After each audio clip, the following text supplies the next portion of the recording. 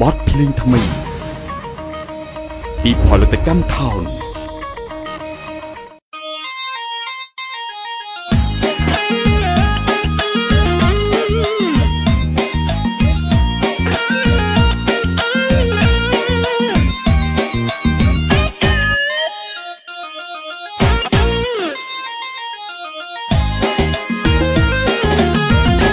ហូវនឹងដល់គូស្នេ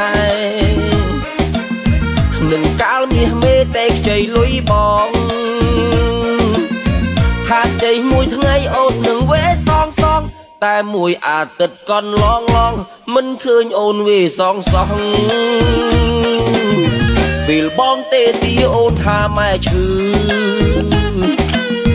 បងគ្រាន់តែលឺគួរឲ្យស្រណោះ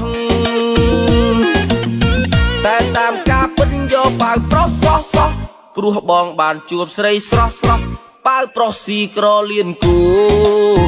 អូយអូយអូយឈឺអូយអូយអូយអូយអូយចុក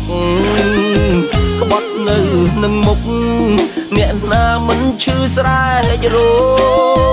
មិនហ៊ានចូលសួរខ្លាចរំខានស្រីស៊ីកលៀនគូ